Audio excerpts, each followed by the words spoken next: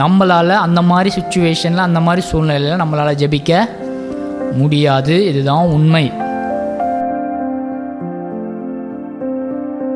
அது பாஸ்டராக இருந்தாலும் சரி, யாராக இருந்தாலும் சரி, எல்லா நேரங்கள்லையும் ஜெபிக்கிறதுக்கு வார்த்தைகள் வராது. அந்த மாதிரி சூழ்நிலையிலும் கூட தேவன் நமக்கு சில வழிகளை ஏற்படுத்தியிருக்கிறார்.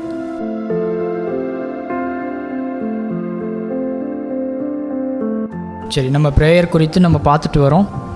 ஜெபம். ஸோ முதலாவது நம்ம பார்த்தது தேவன், இரண்டாவது நம்ம மனிதனை குறித்து நம்ம பார்த்தோம், மூன்றாவதாய் நம்ம ஜெபம் நம்ம அதை பார்த்துட்ருக்கோம். ஸோ இப்போ மூணாவது கட்டத்தில் நம்ம இருக்கிறோம். இதில் நம்ம 3 கிளாஸஸ் நம்ம முடிச்சிருக்கிறோம். முதலாவது நம்ம சுதந்திரம் இருக்குது நம்மளுடைய ஜெபத்தில், ஒழுங்குமுறை அப்படின்ற ஒரு ஜெபமும் இருக்கிறது அப்படின்றத பார்த்தோம். இரண்டாவதாய் நம்ம பார்த்தது அவசர கால ஜெபம் அப்படி என்பதை நம்ம பார்த்தோம். மூன்றாவதாக நம்ம அதாவது போன கிளாஸில் பார்த்தது நன்றி உணர்வு. இதை தான் நம்ம போன கிளாஸில் பார்த்தோம். வராதவங்க யூடியூப்பில் உங்களுக்கு இருக்கிறது, நீங்கள் வீட்டில் இருந்து நீங்கள் யூடியூப் பார்க்கும்போது நீங்கள் பார்க்கலாம். ஓகே, ஸோ இன்றைக்கு நம்ம அதை தொடர போகிறோம். ஓகே, ஜெபம் என்று சொன்னாலே நம்ம பொதுவாகவே நம்ம முட்டி போட்டு தேவனுக்கு முன்னாடி கையை கட்டி சில வார்த்தையெல்லாம் நம்ம போட்டு நம்ம ஜெபம் செய்வோம். அப்படி தான் நம்ம எப்போவுமே செய்வோம். நைட்டும் சரி, பகல்லையும் சரி, இல்லை நம்ம இன்றைக்கி சர்ச்சில் ஒரு ப்ரேயர் அரேஞ்ச் பண்ணியிருக்காங்க அப்படின்னாலும் நம்ம அப்படி தான் பண்ணுவோம். ஆனால் சில நேரத்தில் நமக்கு வார்த்தைகள் வராது. ஜெபம் அப்படின்னு நம்ம எப்பவும் பண்ணுற மாதிரியே சில நேரங்களில் நம்ம வார்த்தைகளை போட்டு ஜெபிக்கும்படியான அந்த சிந்தனை வராது. ஜெபிக்கலான்னு நம்ம வாயை திறந்து முட்டியெல்லாம் போட்டு நம்ம உட்காரும்போது வார்த்தை வராது. அப்படி சில நேரங்கள் கண்டிப்பாக எல்லா கிறிஸ்தவங்களுக்கும் வரும். உடனே சில போதகர்கள்லாம் பாஸ்டர்ஸ்லாம் என்ன சொல்லிடுவாங்கன்னா, இப்படிலாம் நீங்கள் ஜெபிக்காமல் இருக்கிறதுக்கு காரணம் சாத்தான் தான் உங்களை ஜெபிக்க விடாமல் இருக்கிறது, நீங்கள் ஜெபிக்கல அப்படின்றது காரணம் சாத்தான் உங்களை ஜெபிக்க விடாமல் பண்ணுறான் அப்படின்னு சொல்லி டக்குன்னு சொல்லிடுவாங்க. ஆனால் அது தப்பு. நீங்கள் ஹாஸ்பிட்டல் போகிறீங்க, அந்த ஹாஸ்பிட்டலில் ஒரு பேஷண்ட்டுக்கு ஒரு நல்ல டாக்டர் என்ன செய்வார்னா, உங்களை பார்த்து உங்களுக்கு என்ன நோய் இருக்குது அப்படின்றத பார்த்து உங்களுக்குள்ளே இருக்கிற அந்த நோய் பற்றியும் அவருக்கு தெரிஞ்சிருக்கும். அது மட்டும் இல்லாமல் உங்களை பற்றியும் அந்த டாக்டருக்கு தெரிஞ்சிருக்கும். இந்த நோய் கொஞ்சம் அதிகமாக இருக்குது உங்களுக்கு, இதை நீங்கள் தடுக்கலைன்னா உங்களுக்கே ஆபத்தாக வந்துடும் அப்படின்ற விஷயத்த உங்கள்கிட்ட சொல்லலாமா இல்லை வேண்டாமா, சொன்னால் நீங்கள் ரொம்ப பதட்டப்பட்டு ஏதோ ஒன்று பண்ணிக்குவீங்களா அப்படின்ற விஷயம் உங்களை பற்றி தெரிஞ்சால் தான் அந்த டாக்டர் சொல்லுவார். நான் போயிடுற டாக்டர் எங்களை பற்றி நல்லாவே தெரியும், அதனால் எல்லாத்தையும் சொல்லுவார். அப்போ ஒரு நல்ல டாக்டர் அப்படின்றா என்ன அவர் அந்த நோய் பற்றியும் அவருக்கு தெரிஞ்சிருக்கும், அது மட்டும் இல்லாமல் பேஷண்ட் பற்றியும் நல்லாவே தெரிஞ்சிருக்கும். அப்போ நல்ல ஒரு பாஸ்டர் அப்படின்னா நீங்கள் ஜெபிக்கல அப்படின்னா உடனே அது சாத்தான் தான் செய்கிறது அப்படின்னு சொல்லக்கூடாது. அப்போ ஒரு நல்ல பாஸ்டராக இருந்தால் அந்த ஆத்மாவுடைய சூழ்நிலையும் நல்லா அறிஞ்சிருப்பவர் தான் பாஸ்டர். அப்போ சில நேரத்தில் நம்ம ஜெபிக்க முடியல, நம்ம வார்த்தை வரல அப்படின்னா சாத்தான் காரணம் இல்லை, நம்ம வாழ்க்கையில் வருகிற சில சூழ்நிலைகளும் காரணமாக அமைந்து விடுகிறது. அதனால் கூட நமக்கு ஜெபம் பண்ணும்போது வார்த்தைகள் வராது. உதாரணத்துக்கு கஷ்டம், உங்களை போட்டு உங்களுக்கு சுற்றி இருக்கிறவங்களெல்லாம் அமுக்குறாங்க, தப்பாக பேசுகிறாங்க, இந்த மாதிரிலாம் உங்கள் காதில் கேட்கும்போது நீங்கள் ஜெபிக்கலான்னு உட்காரும்போது எப்பயும் போல் உங்களுக்கு வார்த்தை வராது. இது கண்டிப்பாக நடக்கும். ஸோ நான் ரொம்ப அப்படியே நம்மெல்லாம் கனவு உலகத்தில் இருக்கிற மாதிரி, நம்மெல்லாம் பரலோகத்தில் இருக்கிற மாதிரிலாம் நான் சொல்ல உங்களை ஏமாற்ற விரும்பலை. இப்படிலாம் ஏமாற்றிட்டு இருக்கிறாங்க, அப்படிலாம் ஏமாற்ற விரும்பலைண்ணா. உண்மை இதுதான். நம்மளால் அந்த மாதிரி சுச்சுவேஷனில் அந்த மாதிரி சூழ்நிலையில் நம்மளால் ஜெபிக்க முடியாது. இதுதான் உண்மை. அது பாஸ்டராக இருந்தாலும் சரி, யாராக இருந்தாலும் சரி, எல்லா நேரங்கள்லையும் ஜெபிக்கிறதுக்கு வார்த்தைகள் வராது. ஆனால் நல்லா கவனிங்க, அந்த மாதிரி சூழ்நிலையிலும் கூட தேவன் நமக்கு நம்மளுடைய ஜெபத்தை அவருக்கு போய் சேருவதற்கான சில வழிகளை ஏற்படுத்தியிருக்கிறார். அந்த டைமில் நமக்கு வார்த்தையே வரல, ஜெபிக்கவே முடியல, என்ன பண்ணுறது? நாம் நினைப்போம் ஜெபிக்கல ஆண்டவர் எப்படி கேட்பார், நான் ஜெபிக்க முடியல ஆண்டவருக்கு எப்படி தெரியும், ஏன்னா ஜெபம் பண்ணாதானே தேவன் நம்மளுடைய ஜெபத்தை கேட்பார். அப்போ நம்ம தினந்தோறும் பண்ணிகிட்ருக்கிற விஷயத்தை நம்ம பண்ணாமல் இருக்கும்போது நம்ம மனசுக்குள்ளாக ஏதோ ஒரு உறுத்தம், எப்படி தேவன் நம்மளுடைய ஜெபத்தை கேட்பார், நம்மளுடைய இருதயத்தை அவருக்கு தெரியுமா அப்படின்ற விஷயங்கள்லாம் நமக்கு உள்ளே போட்டு தாக்கும். அதனால தான் சொல்கிறேன், பயப்பட வேணாம். இந்த கிளாஸில் நம்ம அதை தான் பார்க்க போகிறோம். என்னதுன்னா, சில வழிமுறைகளை தேவன் நமக்கு அமைத்து கொடுத்துருக்கிறாரு கிருபையாக. சரிங்களா? அது என்னன்னா, வார்த்தைக்கும் மேலாக ஒரு விஷயம் இருக்குது. ஸோ இதை நம்ம இன்றைக்கி பார்க்க போகிறோம்.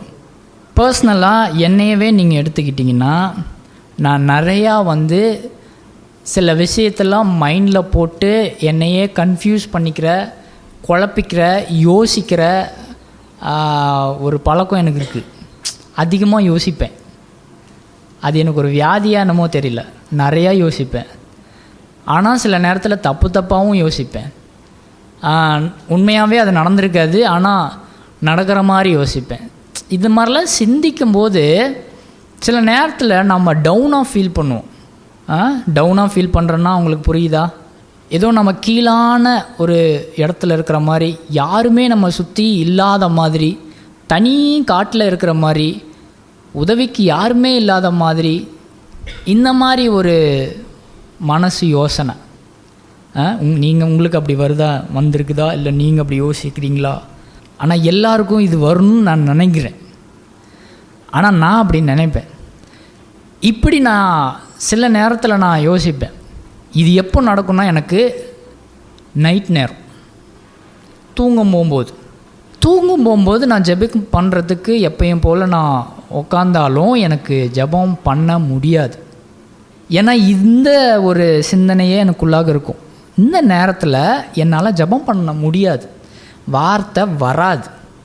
அப்போ இந்த நேரத்தில் நான் இதை யோசிக்கிறதுனால என்ன வரும்னா, எப்பயும் போல் நான் ஜெபம் பண்ண அந்த நேரத்தில் நான் அழுதுருவேன், வார்த்தை வராது. ஸோ இதை நினச்சி என்ன பண்ணிடுவேன்னா, அழுதுட்டு நான் படுத்து தூங்கிடுவேன். இந்த மாதிரி சூழ்நிலையில் தேவன் உங்களுக்கும் இந்த மாதிரி நினைக்கும்போது தேவன் அழுகையை கூட ஜெபத்தில் தேவன் பயன்படுத்துகிறார். ஓகே, ஸோ நீங்கள் ஜெபம் பண்ணலினாலுமே அந்த ஜெபத்தில் அந்த சூழ்நிலை உங்களை தாக்கும்போது நீங்கள் விடுற கண்ணீர் மாத்திரமே அது வார்த்தைகளுக்கு மேலான ஜெபமாக தேவனுக்கு போய் சேருகிறது. ஓகேங்களா? இப்படி கூட வேதத்தில் நிறைய விஷயங்கள் இருக்குங்க. பாருங்கள், தாவீது, சங்கீதக்காரனாகி தாவீது 39வது சங்கீதம் 12வது வசனத்தில் பாருங்கள். இங்கே நான் இந்த வசனத்தில் முதலாவது தாவீது தன்னை பற்றி யோசிக்கிறாரு, அழுகிறாரு. அந்த அழுதுக்கு அப்புறமாவே புலம்ப ஆரம்பிக்கிறார். ஓகே, ஸோ இந்த வசனத்தில் நம்ம அதான் பார்க்க முடியும். ஒருத்தர் எடுத்து வாசிங்களா? கர்த்தாவே, என் ஜெபத்தை கேட்டு என் கூப்பிடுதலுக்கு செவிகொடும், என் கண்ணீருக்கு மௌனமாயிராதேயும்.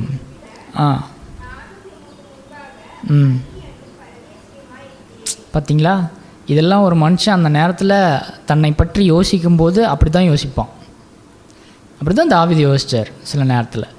ஸோ அந்த நேரத்தில் அப்படி யோசிக்கும்போது கண்டிப்பாக ஒரு கண்ணீர் வந்துடுது. ஸோ கண்ணீர் வந்ததுக்கப்புறமா தேவனிடத்தில் அவர் புலம்புறார். ஓகே, சங்கீதம் 6:3 வசனத்தையும் நம்ம எடுத்து வாசிப்போம்.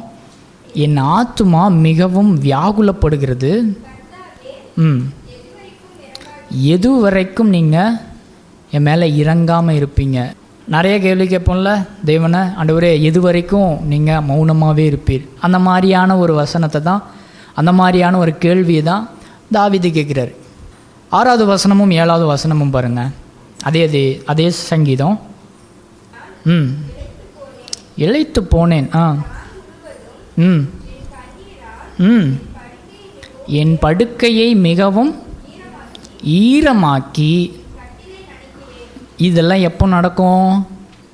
அவர் கஷ்டம், ரொம்ப கஷ்டமான ஒரு சூழ்நிலை வரும்போது நம்மளே அறியாமையே வருகிற அழுகை.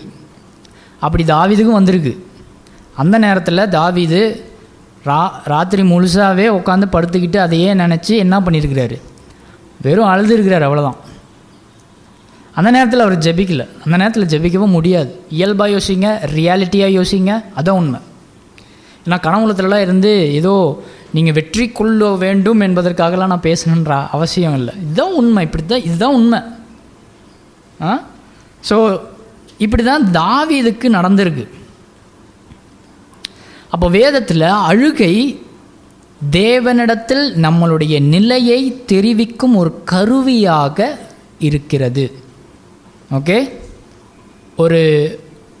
ஒரு 10,000 கூட்டம் நமக்கு முன்னாடி இருக்குது.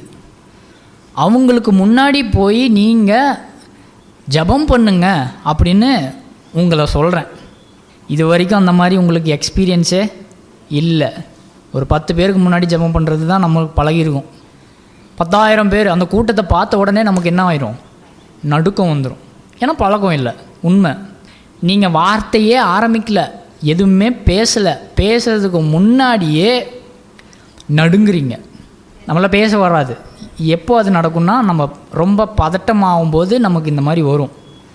இதுவே உங்களால் பேச முடியல அப்படின்றதுக்கான அடையாளம். ஆமாம் தானே? நான் உங்களை பார்த்து உங்களால் பேச முடியலையா அப்படின்லாம் கேள்வியே கேட்க தேவையே இல்லை. உங்களை பார்த்த உடனே எனக்கு தெரிஞ்சிடும். அந்த மாதிரி தான் இங்கே உங்களுடைய சூழ்நிலையை தேவனுக்கு தெரியப்படுத்தும் போது வார்த்தைகள் போட்டு தான் அந்த நேரத்தை, அந்த சூழ்நிலையை தெரிவிக்கணுன்ற அவசியம் கண்ணீரே போதும். நீங்கள் எப்படிப்பட்ட சூழ்நிலையில் இருக்கிறீங்கன்றது அது ஒரு கருவியாக தேவனுக்கு முன்னாடி இருக்கிறது. ஓகே, இப்படி தான் வேதத்தில் இன்னும் பழைய ஏற்பாட்டில் நம்ம பார்க்க முடியும். எகிப்து ஜனங்கள் அடிமையாக இருந்தாங்க.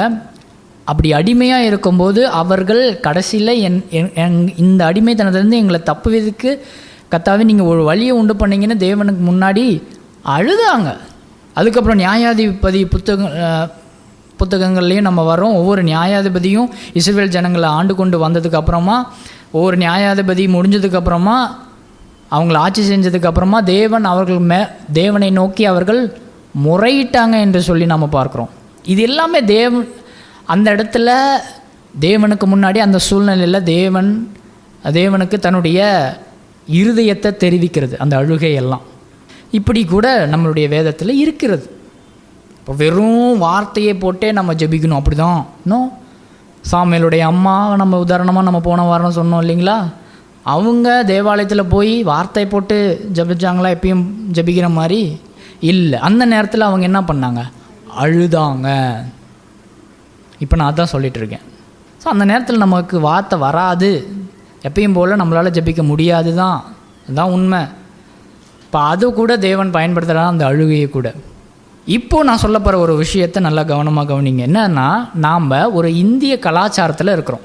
இன்னும் சொல்லப்போனால் குறிப்பாக தமிழ்நாட்டு கலாச்சாரத்தில் இருக்கிறோம். ஓகேங்களா? நம்ம என்ன தான் ரட்சிக்கப்பட்டிருந்தாலும் நம்மளை சுற்றியும் ரட்சிக்கப்படாத ஆட்களுக்குள்ள தான் நம்ம வாழ்கிறோம். ஒரு தமிழ் பாரம்பரியத்தில் தான் நம்ம இன்னமும் வாழ்கிறோம்.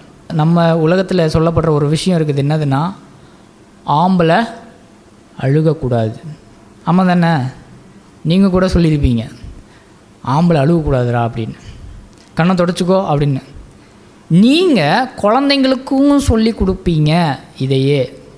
அப்போது இங்கே நம்ம வாழ்கிற ஒரு பூமி இருக்குது பாருங்க, தமிழ்நாடு. இந்த பண்பாடில் ஒரு ஊறி போன ஒரு விஷயம் என்ன இருக்குது, என்னதுன்னா அழுவது அப்படின்னாலே அது ஒரு வீக்னஸாக பார்க்குறாங்க. அழுதுட்டாலே என்ன பார்க்குறாங்க? வீக்னஸாக பார்க்குறாங்க. ரொம்ப அது வீக்காக இருக்கிறீங்க, அதனால தான் அழுகிறீங்க. அழுகாமல் இருக்கிறவங்க திடமாக இருப்பாங்க அப்படின்றத அந்த ஒரு நினைப்பு நம்ம மக்கள்கிட்ட இருக்குது. ஓகேங்களா? நாமளும் இந்த சமுதாயத்தில் தான் வாழ்ந்துட்டு வரோம். கிறிஸ்தவங்களாகி நீங்கள் கிறிஸ்துவ சிந்தை இருக்கணும். இந்த சிந்தை இருக்கிறது தப்பு. இப்போ மனுஷங்களுக்கு முன்னாடி அழுவது தப்பு தான். ஆனால் நீங்கள் அதே தேவனுக்கு முன்னாடியும் அழாமல் இருப்பது தவறு. இப்போ ஆம்பளை அழக்கூடாது தான். யாருக்கு முன்னாடி? மனுஷங்களுக்கு முன்னாடி. ஆனால் தேவனுக்கு முன்னாடி ஆம்பளைங்க தான் வேதத்தில் அழுதுருக்குறாங்க. ஓகேங்களா? ஸோ தேவனுக்கு முன்னாடி ஜெபத்தில் அழுகை என்பது வீக்னஸ் இல்லை, அது நம்மளுடைய உணர்வு, அது நம்மளுடைய இருதய உணர்ச்சி. ஸோ ஜெபத்தில் சோகமாகவோ நம்மளுடைய இருதயம் நொறுங்கும் போதோ அழுகை மாத்திரமே போதுமானது. 2 ராஜாக்கள் 20வது அதிகாரம் 5வது வசனத்தில் நம்ம பார்க்குறோம். 2 ராஜாக்கள் 20வது அதிகாரம் 5வது வசனம், உன் தகப்பனாகிய தாவீதின் தேவனாய் இருக்கிற கர்த்தர் சொல்லுகிறது என்னவென்றால், உன் விண்ணப்பத்தை கேட்டேன். ஃபஸ்ட்டு நம்ம எப்பயும் ஜெபம் பண்ணுறோம் இல்லையா, விண்ணப்பம் வார்த்தைகள்லாம் போட்டு அது சொல்கிறது. அடுத்தது பாருங்கள், உன் கண்ணீரை கண்டேன், இதோ நான் உன்னை குணமாக்குவேன், 3ஆம் நாளில் நீ கர்த்தருடைய ஆலயத்துக்கு போவாய். இப்போ தேவன் கண்ணீரையும் பார்க்குறாருன்ற விஷயத்த இந்த இடத்துல நம்ம பார்க்க முடியும். நம்ம ஜெபிக்கலையே, தேவன் பார்க்கலையே, நம்மள அதிக நேரத்தில் நம்ம அதாவது நம்ம என்ன நினைக்கிறோன்னா, அரை மணி நேரமாக இருந்தாலும் எதையோ ஒன்று சொல்லிட்டு இருந்தால் தான் ஜெபம் பண்ணிட்டோம் அப்படின்ற நினைக்கிறது தப்புன்னு நான் சொல்ல வரேன். ஓகே, கண்ணீர் கூட தேவனுக்கு போக வேண்டிய ஒரு கருவியாக கர்த்தர் பயன்படுத்துகிறார். சரி, துக்கமான நேரத்தில் இந்த ஜெபத்தில் கண்ணீரை ஜெபத்தில் நாம் தெரிவிக்கலாம். அதே போலவே சந்தோஷமான நேரத்தில் பாடலை பாடியும் ஜெபத்தில் தேவனிடத்தில் நாம் ஜெபிக்கலாம். சங்கீதம் 9:1-2 வசனங்களை நம்ம அங்கே வாசிக்கலாம். கர்த்தாவே, என் முழு இருதயத்தோடும் உம்மை துதிப்பேன், விவரிப்பேன். ஓகே, யாக்கோபு இதை மையமாக வைத்து, இதன் அடிப்படையில் யாக்கோபு தெளிவாக இன்னும் எழுதியிருக்கார் புதிய ஏற்பாட்டில் 5வது அதிகாரம் 13வது வசனத்தில், துன்பப்பட்டால் ஜெபம் பண்ணுங்க,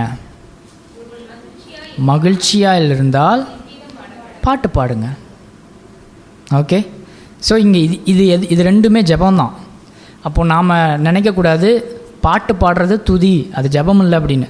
இப்போ இன்னமும் நம்ம என்னென்னு தான் நினைக்கிறோம், ஜெபத்தை எப்படி நினச்சிருக்கிறோம், உட்காந்து ஏதோ 1-3 தடவை தேவனிடத்தில் விண்ணப்பத்தை நம்ம ஜெபம் என்று சொல்லி நினைக்கிறோம். பாடல் கூட தேவனுக்கு கொடுக்க வேண்டிய ஒரு ஜெபம்தான்.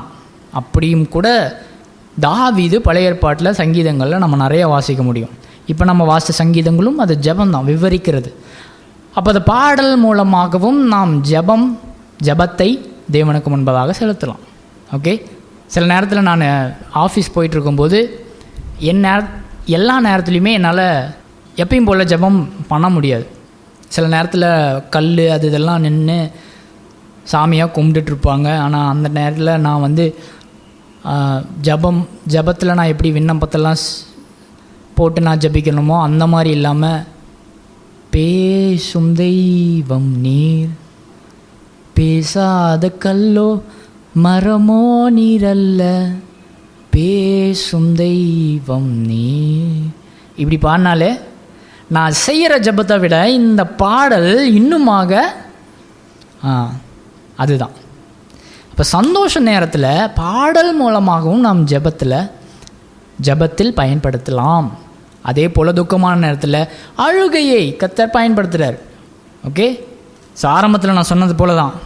நான் ஏன் இதெல்லாம் சொல்கிறேன்னா, எல்லா நேரங்களிலுமே ஜெபம் அப்படின்னு வந்தால் நம்மளால் ஜெபிக்க முடியாது. இப்போ அழுக நேரத்தில் துக்கமான நேரத்தில் அழுவோம், இருக்கட்டும், கர்த்தர் அதை பயன்படுத்துகிறாருன்றேன். சந்தோஷமான நேரத்தில் நம்மளால் ஜெபிக்க முடியல தான், ஆனால் பாட்டல் மூலமாகவும் கர்த்தர் ஜெபத்தில் பயன்படுத்துகிறாரு. ஸோ இதுதான் வார்த்தைகளுக்கும் மேலான ஜெபம். ஓகே, என்னதுங்க? வார்த்தைகளுக்கும் மேலான ஜெபம், வார்த்தையை தாண்டின ஜெபம். ஸோ கண்டிப்பாக இது உங்களுக்கு கண்டிப்பாக பிரயோஜனமாக இருந்திருக்குன்ற நான் நினைக்கிறேன். தொடர்ச்சியாக நம்ம அடுத்த கிளாஸில் இன்னுமாய் இந்த ஜெபத்தை பற்றி நம்ம விரிவாய் பார்க்கலாம்.